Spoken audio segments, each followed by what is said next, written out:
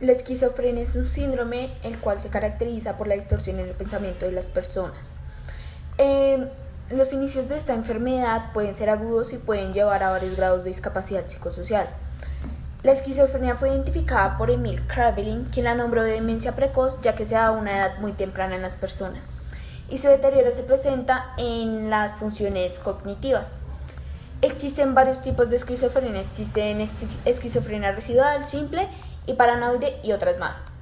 El término esquizofrenia tiene un significado etimológico, el cual es mente dividida. Este término fue dado por Eugen Bleuler para declarar que la alteración cognitiva es una división en los procesos mentales. No se conocen las causas de la esquizofrenia, pero basados en investigaciones se piensa que la combinación de la genética, factores ambientales y la química del cerebro contribuyen a este desarrollo. Aunque no hay como tal una ciencia comprobada, una causa comprobada, se podría decir, se acumulan también evidencias de predisposición genética y de uno o más trastornos del desarrollo temprano.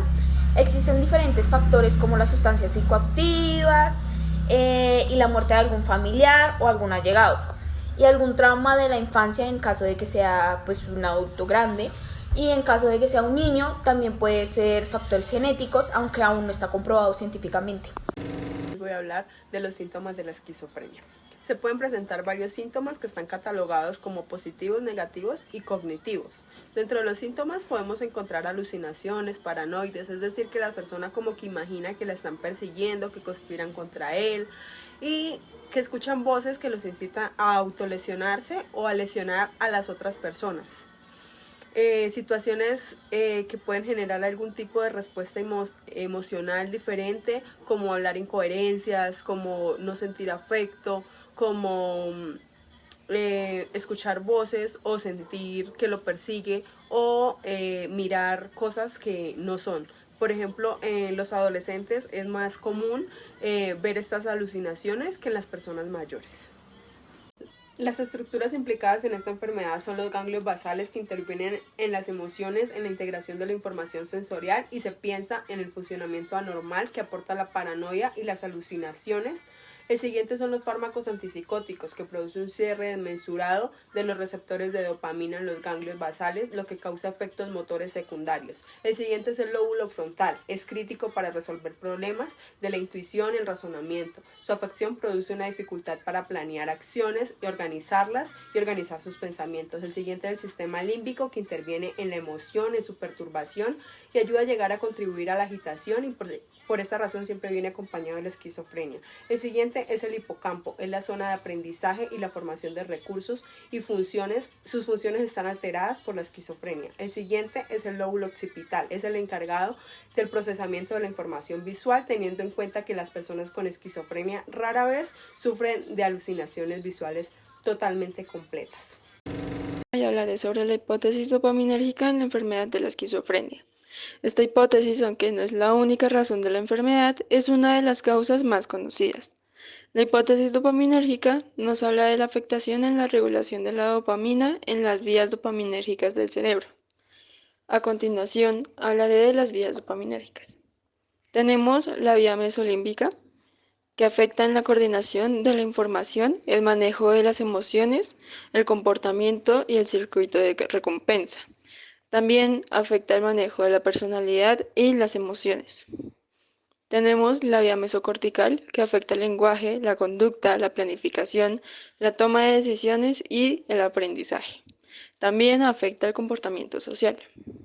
Tenemos la vía nigroestriada, que conlleva la afectación de los movimientos motores. En este participa el receptor D2, que puede taponarse por otras sustancias. Esta misma vía se ve afectada en la enfermedad del Parkinson, generando los mismos síntomas. Tenemos también la vía tuberoinfundibular, que la afectan a esta vía, genera galactorrea, amenorrea y disfunción sexual. La esquizofrenia también tiene otros neurotransmisores como lo es la noradrenalina. La noradrenalina es la que regula el sistema dopaminérgico. Se supone que la esquizofrenia es un trastorno que se produce por la anomalía de la relación entre la dopamina y la noradrenalina. Cuando esto aumenta, también aumenta la tensión y se pierde la regulación de la noradrenalina sobre la dopamina. Y esto aumenta los niveles de su principal catabolito, que es 3-metroxi-4-hidroxifeniletilenglicol, o en sus siglas MHPG, en distintas áreas cerebrales. Cuando el paciente con esquizofrenia duerme mal, sus niveles de noradrenalina aumentan y eso genera que el líquido cefalorraquídeo también aumente. También podemos evidenciar que otro de los neurotransmisores implicados en la esquizofrenia es la serotonina, que por medio de ella y su receptor 5-HT. Con el líquido cefalorraquídeo. Estos receptores tienen un alto nivel de atrofia, por lo cual se presenta el crecimiento de los ventrículos laterales. ¿Qué es lo que hace que la serotonina aumente? Pues tenemos que la fenfluramida, que es la que hace que disminuyan los síntomas negativos de la enfermedad. También podemos ver que los neurolépticos que hemos estudiado afectan los receptores serotoninérgicos del ácido gamma aminobutírico, que muestra una alteración en la esquizofrenia y tiene un agonista que es el ácido acético aminobutírico beta y tiene un agonista que es el baclofeno, y la unión del neurotransmisor mucinógeno H3 se encuentra elevado en los pacientes de esquizofrenia con respecto a los normales. El glutamato dopamina es el aminoácido excitatorio que su función es mandar los impulsos a los ganglios basales, como se puede mostrar en la imagen. En la esquizofrenia podemos ver en la genética los factores implicados, que se encuentran primero el 1% de la población general, la otra son los hermanos no gemelos, que tienen un 8%, un padre con esquizofrenia y la madre no, los hijos sin enfermedad, entonces eso es un 12%. Cuando los padres con esquizofrenia ambos tienen la enfermedad, es el 40% más probable de que los hijos salgan con esta enfermedad. Se realizaron estudios en el brazo largo del cromosoma 5, 6, 18 y 11, en el brazo corto del cromosoma 19 y el cromosoma X, y la transmisión por medio de un gen único para explicar una pequeña parte de los casos. No existe un factor individual que se logre identificar asociaciones en 108 locos. La búsqueda de los marcadores genéticos de la esquizofrenia se llevó a cabo para identificar los fragmentos de los cromosomas llamados Restriction Fragment Length Polymorphism. Sobre el tratamiento farmacológico de esta enfermedad, se puede concluir que puede ser tratada y ayudar a reducir los síntomas primarios y secundarios. Los más conocidos eran la clorpromazina y la reserpina. Luego surgen otros neurolípticos potentes de la familia de las ferotiacinas.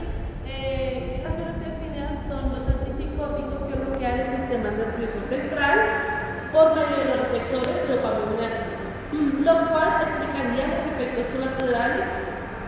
El tratamiento, un poco de los medicamentos más conocidos para la esquizofrenia, ahora nos vamos a ir a la escala molecular.